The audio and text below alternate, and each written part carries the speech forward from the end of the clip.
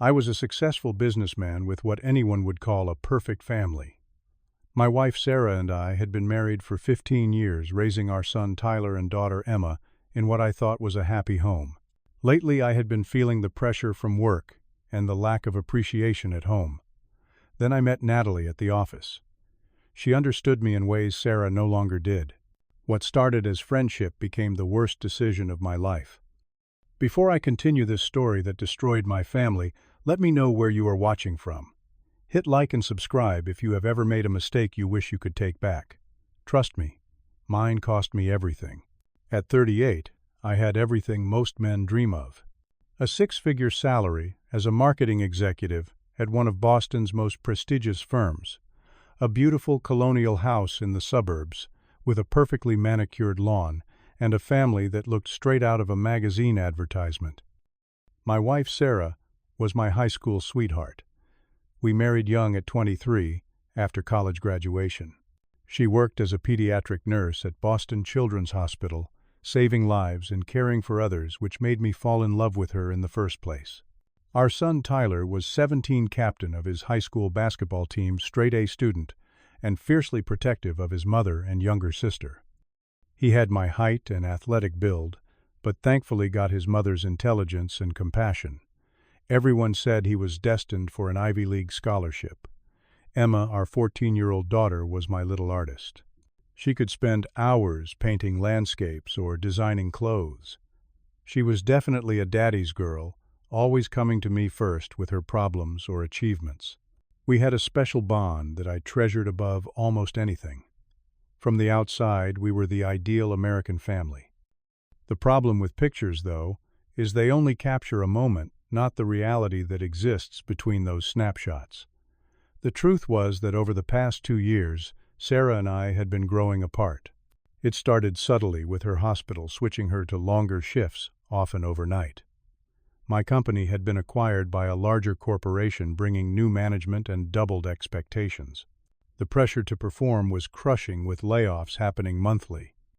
We started as ships passing in the night, leaving notes on the kitchen counter instead of having breakfast together. Date nights became rarer, then non-existent. When we were home together, Sarah would be exhausted, often falling asleep on the couch before 9. My attempts to talk about work stress were met with tired nods or gentle snoring. Intimacy became a scheduled event rather than a spontaneous expression of love. Once a month maybe, if our calendars aligned, and neither of us was too tired. Even then it felt mechanical, like another task to complete. I tried to fix things. I suggested weekend getaways, only to have them canceled due to Sarah's shift changes. I bought thoughtful gifts that collected dust. I cooked dinners that went cold while waiting for her to come home. Eventually, I stopped trying so hard. The kids noticed the change. Tyler started spending more time at friends' houses or at basketball practice. Emma would ask why Mom and Dad never laughed together anymore. I had no good answer for her. I told myself I was being patient, that this was just a phase in our marriage. All couples go through rough patches, right? Sarah was doing important work, saving children's lives. How could I complain about feeling neglected when she was literally a hero? So I buried my feelings. I worked longer hours. I took the kids to their activities and became both parents most evenings. I convinced myself I was being a good husband by not burdening Sarah with my needs or feelings. But inside, a resentment was growing. I felt invisible in my own home, appreciated only for the paycheck I provided and the logistical support I offered. The emotional connection, the partnership I craved, had disappeared. I was lonely in my marriage, and I didn't know how to fix it anymore. Looking back, I can see all the conversations we should have had, all the professional help we could have sought. But in the moment, all I could feel was the growing void inside me, the need to be seen, to be valued, to be desired.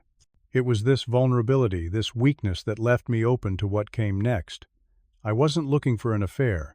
I need you to understand that. But I was looking for someone to make me feel alive again. And when Natalie arrived at our company, bringing with her a warmth and attention I had been starving for, I was ripe for the fall that would ultimately destroy everything I claimed to hold dear. Natalie joined our company in February, as a marketing consultant brought in to help with our digital transformation. At 34, she was younger than me, but had an impressive resume that included stints at major tech companies in California. Her first day, my boss asked me to show her around and bring her up to speed on our current projects. She was stunning with dark hair, intelligent green eyes, and a way of making you feel like the most important person in the room when she focused her attention on you. But it wasn't her looks that drew me in initially. It was the way she listened. Our first week working together, we had daily coffee meetings to discuss strategy. I found myself talking about more than just marketing plans. I mentioned my frustration with the new management, and instead of changing the subject, she leaned in. She asked thoughtful questions. She remembered details from our previous conversations. "It sounds like you are carrying a lot," she said one afternoon as we sat in the corner of a cafe 2 blocks from the office. "Does your wife help you process all this work stress?" The question caught me off guard. I stammered something about Sarah being busy with her own demanding career. Natalie nodded with understanding, not judgment. "It can be lonely when both partners are too exhausted to truly see each other," she said, reaching briefly to touch my hand. The contact lasted only a second, but it sent electricity through me. It had been so long since someone had really seen me. I tried to shake off the encounter. That weekend, I made a special effort with Sarah. I arranged for the kids to stay with friends, cooked her favorite meal, bought her favorite wine. She seemed genuinely touched, and for a few hours it felt like we were connecting again. But then her phone buzzed with a work emergency. She apologized profusely but had to go in. I sat alone at our candlelit table drinking both glasses of wine. Monday morning I found myself telling Natalie about the failed date night. Again she listened with that focused attention. "You deserve someone who puts you first sometimes," she said. The words were like water in a desert. Over the next few weeks, our coffee meetings became lunch meetings. Lunches occasionally stretched into afternoon walks. We discovered shared interests in obscure indie bands, Japanese cinema, and hiking. These were passions I once shared with Sarah but had faded as our lives filled with responsibilities. I found myself looking forward to seeing Natalie each day, thinking about things to tell her, articles to share with her. I started paying more attention to my appearance, buying new clothes, getting regular haircuts. I told myself it was just professional pride. Then came the Chicago business trip. We both attended a marketing conference, staying at the same hotel. After a day of presentations, we had dinner at the hotel restaurant. 2 bottles of wine later, we were sitting closer laughing at inside jokes, my hand occasionally touching hers. "We should probably call it a night," I said, though. Everything in me wanted to stay. Probably she agreed, but made no move to leave. Her room, or mine, hung unspoken between us. I would like to say I hesitated longer than I thought of Sarah and the kids, that I considered the consequences. But the truth is, when Natalie took my hand and said, "I really don't want to be alone tonight," 15 years of marriage disappeared in an instant of weakness. The guilt hit me hard the next morning. I avoided her on the flight home, making excuses about catching up on email. Back in Boston, I threw myself into family life, with renewed vigor, taking Emma to her art class, attending Tyler's basketball game, bringing Sarah breakfast in bed. But it felt hollow, performative. The taste of betrayal was bitter in my mouth.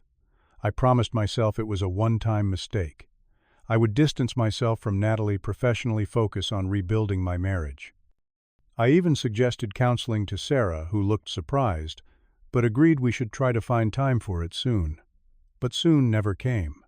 Sarah picked up extra shifts to cover for a colleague on maternity leave. The kids' activities intensified as the school year progressed. And Natalie was there every day, her presence a constant reminder of Chicago. 3 weeks after our return, she caught me alone in the copy room. "Have you been avoiding me?" she asked, standing close enough that I could smell her perfume. "I married Natalie. Chicago was a mistake." Did it feel like a mistake? She challenged, her eyes holding mine. It hadn't. It had felt like coming up for air after years of drowning. The second time was in her apartment after a late strategy session. The third was in my car in an empty parking garage. Each time the guilt diminished. I created elaborate compartments in my mind. Work Jake. Home Jake. They existed in separate universes that would never collide. Sarah noticed changes in my behavior, but attributed them to work stress. "You seem distant," she said one night as we prepared for bed.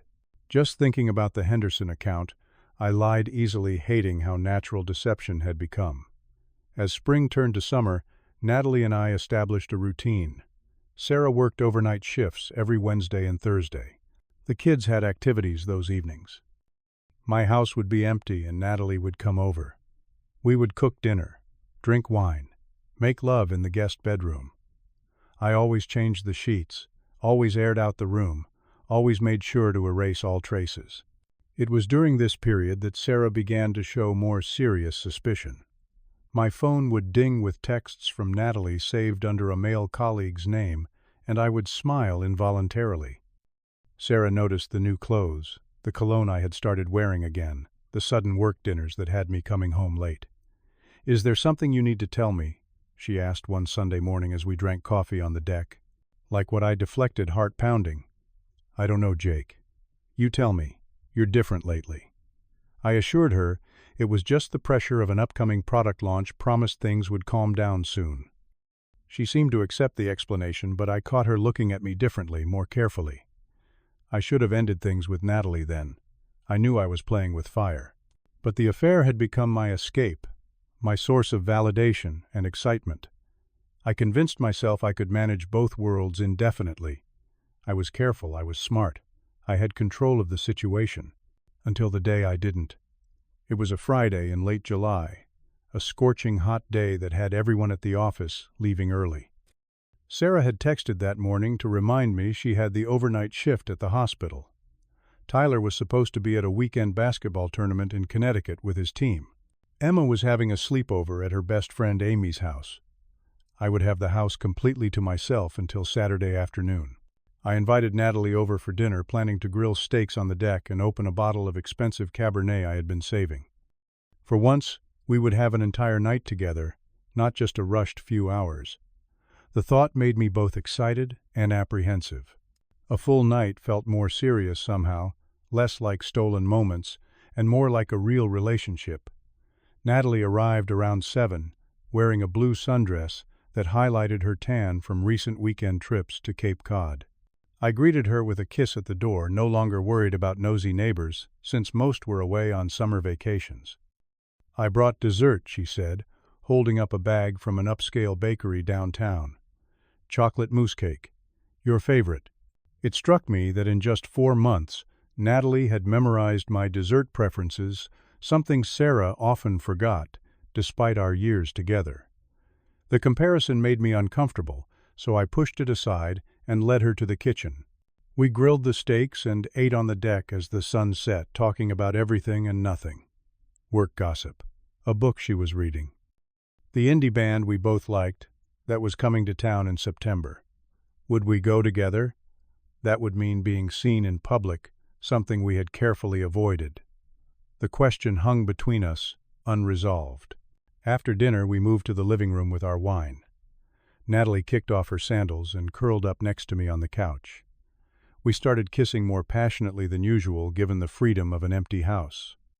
Soon she was unbuttoning my shirt, and I was sliding the straps of her dress down her shoulders. "Let's go upstairs," I suggested, not wanting our first time to be on the family couch. In the guest bedroom, with just the bedside lamp casting a warm glow, we took our time undressing each other. There was a new intensity between us, a sense that this night represented some kind of turning point. As we fell onto the bed together, I heard the distant sound of the front door opening. My blood turned to ice. I froze mid-motion, straining to listen. It must be my imagination. But then came the unmistakable sound of footsteps on the stairs. "Someone's here," I whispered urgently to Natalie, who looked at me in confusion, then growing horror as she too heard the steps. We scrambled to disentangle, but before we could move further, the bedroom door swung open. There stood Tyler, still in his basketball uniform, a gym bag slung over his shoulder, his face transforming from casual arrival to absolute shock in the span of a heartbeat. Time seemed to stop as we stared at each other. Then several things happened in rapid succession, a cascade of disaster I was powerless to prevent. Tyler's face contorted from shock to rage. From his angle in the doorway, seeing Natalie on top of me, her back to him, he couldn't fully process what he was witnessing. His 17-year-old mind jumped to the worst possible conclusion. "Get off my dad," he roared, dropping his gym bag and lunging forward. Natalie screamed and instinctively raised her arm to protect herself from the charging teenager. What neither Tyler nor I knew was that Natalie's previous boyfriend had been an amateur boxer who had taught her some basic self-defense. As Tyler grabbed her shoulder, she twisted and struck out, catching my son square on the jaw with a defensive move that had more power behind it than any of us expected. Tyler's head snapped back, his eyes rolled, and he crumpled to the floor unconscious. "Oh my God!" Natalie shrieked, leaping off the bed and grabbing for her clothes. "Is he okay? I didn't mean to hit him that hard." I was already on the floor beside Tyler, naked and terrified, checking his pulse, his breathing. He was alive, thank God, just knocked out. But a bruise was already forming on his jaw, and a small trickle of blood came from where he had bitten his lip as he fell. "Tyler, son, can you hear me?" I patted his cheeks gently, trying to bring him around, my heart thundering in my chest. After what felt like hours, but was probably only 30 seconds, Tyler groaned, and his eyes fluttered open.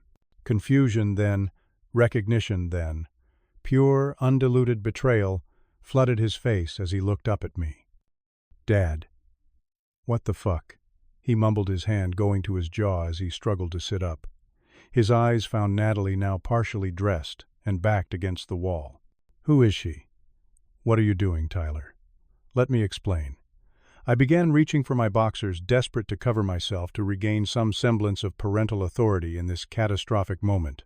"Explain what." Tyler's voice rose, as full comprehension dawned. "You're cheating on Mom. In our house, what the fuck is wrong with you?" He scrambled to his feet, swaying slightly, his eyes wild with a mixture of pain, rage, and something worse, disappointment. I had never seen my son look at me that way, like I was a stranger, like I disgusted him. "Tyler, please, just calm down and listen." I begged, pulling on my pants. "It's complicated. Your mother and I haven't been." "Don't you dare blame Mom," he shouted, backing toward the door. "She works her ass off taking care of sick kids all day, and you do this to her." Natalie, now fully dressed, tried to slip past Tyler to the door. "I should go," she murmured. Tyler blocked her path. "You're the one who hit me. Who the hell are you?" "She works with me," I said weakly, as if that explained anything. "Tyler, the tournament." "Why are you home?" "Bus broke down. Coach canceled." "Not that you care." He spat, pulling his phone from his pocket. "I'm calling Mom." "No." "Tyler, wait." I lunged for the phone, but he dodged me easily. "Don't touch me," he warned, his voice breaking. "Don't you fucking touch me, Dad." He backed into the hallway, fingers already dialing. Natalie took the opportunity to push past him and flee down the stairs.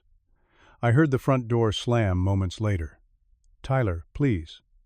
I followed him into the hall, still shirtless, desperate. "Let's talk about this first. Man to man. Before you upset your mother." But Tyler was already speaking into the phone, his voice choked with tears. "Mom, you need to come home right now. Dad's cheating on you." I caught him with some woman in the house. A pause. "No, I'm not joking. Please come home." I could hear Sarah's tinny voice through the phone, confused, then alarmed. Tyler's face crumpled as he listened to her. Okay. I will. Just hurry." He hung up and looked at me with such raw hurt that I physically recoiled. "Mom's coming home. She's getting someone to cover her shift." His voice was flat now, emotionless. "She said to stay away from you until she gets here.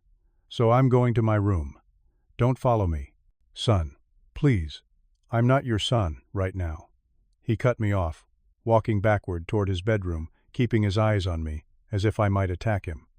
"You're just the man who broke my mother's heart." His door slammed and locked. I stood alone in the hallway, the magnitude of what had just happened crashing over me in waves. My son had caught me cheating. He had been knocked unconscious, trying to protect me from what he thought was an attack. Now my wife was coming home to the end of our marriage. and it was all entirely my fault. I finished dressing in a daze and went downstairs to await my execution. I called Natalie, but she didn't answer. I texted her, "Are you okay? I'm so sorry about what happened." The message showed as read, but no reply came. An hour later, I heard Sarah's car in the driveway. The front door opened, and my wife of 15 years stood before me, still in her scrubs, her face pale with shock and a growing fury I had never seen before. "Tell me it's not true," she said quietly. "Tell me Tyler misunderstood what he saw." I couldn't lie anymore. Not with Tyler upstairs. Not with the evidence of dinner for two still on the deck. Not with the scent of Natalie's perfume still clinging to my skin.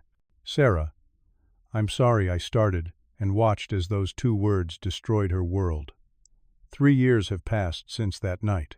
I now live in a one-bedroom apartment across town, working a job that pays half what I used to make. My life today bears no resemblance to the one I destroyed with my selfishness, but I am slowly rebuilding something authentic from the ashes. The days and weeks following Tyler's discovery were the darkest of my life. Sarah threw me out that same night, calling her brother Frank to come get Tyler while she packed a bag for me. I spent the night in a hotel bombarding Sarah with apologetic texts that went largely unanswered. When I returned the next day, hoping to talk, I found the locks changed. Through the door, Sarah informed me she had contacted a divorce attorney and would communicate with me only through them going forward. I stayed with a friend temporarily, then rented a sad studio apartment near my office. Within days, everyone at work knew what had happened. Natalie requested a transfer to another department, avoiding me completely. The pitying looks, the whispered conversations that stopped when I entered a room were almost unbearable. Sarah filed for emergency custody of both children. When I finally saw Emma during a supervised visitation, she refused to speak to me, sitting silently for the entire hour, occasionally wiping away tears. Tyler refused to see me at all. Frank, Sarah's brother and Tyler's godfather, confronted me outside my workplace 2 weeks after everything exploded. He backed me against my car in the parking garage, his face inches from mine. "If you try to contact Sarah or the kids outside of what the lawyers arrange, I will end you," he growled. "You understand me.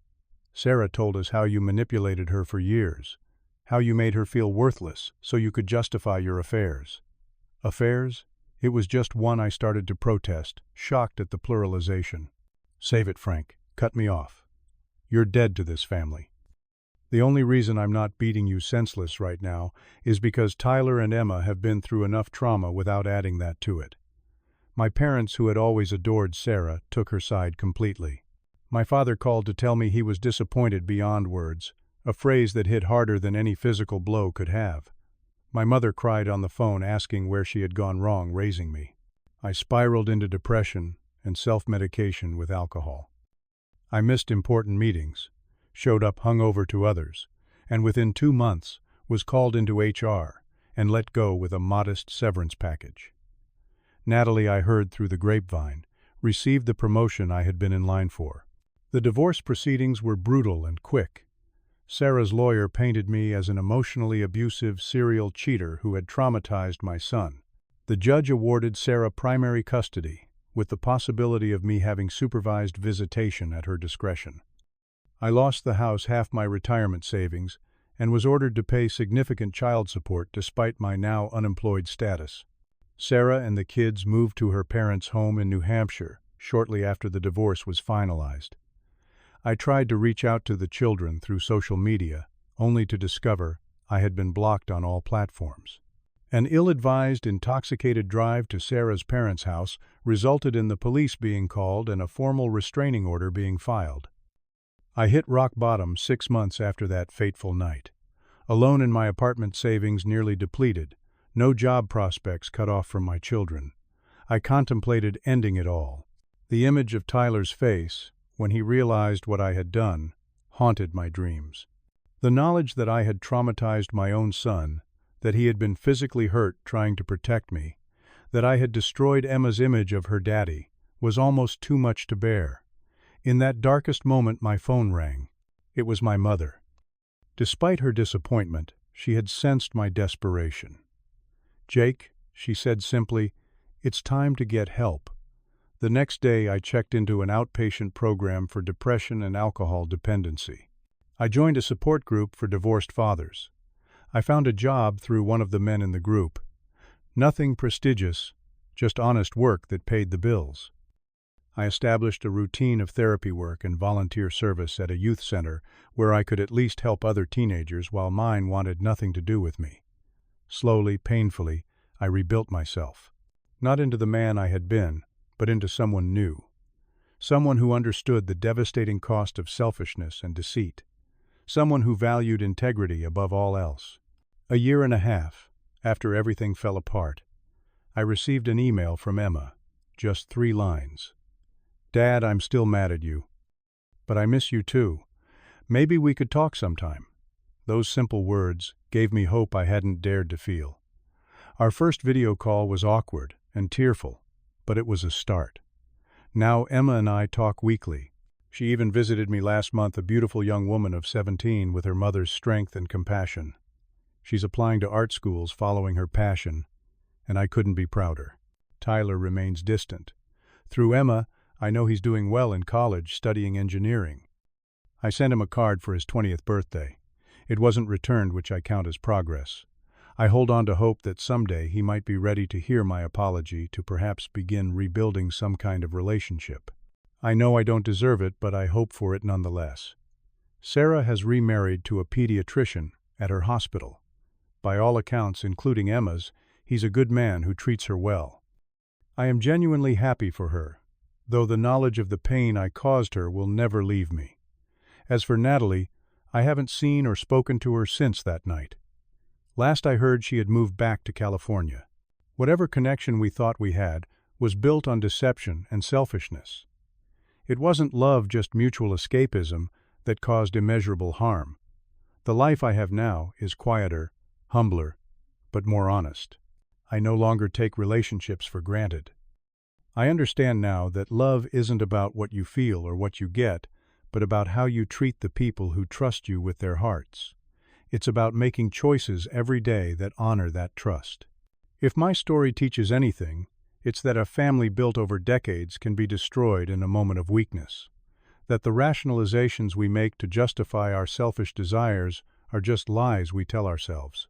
That the people we hurt the most are often the ones we claim to love the most. I don't know what the future holds. I only know that I'm committed to living with integrity, to being worthy of Emma's forgiveness, and perhaps someday Tyler's as well. The consequences of my actions are permanent, but I've found a measure of peace in accepting responsibility and focusing on being the best father I can be from a distance. Have you ever made a mistake that cost you everything that mattered? Would you have handled the aftermath differently than I did? Let me know in the comments.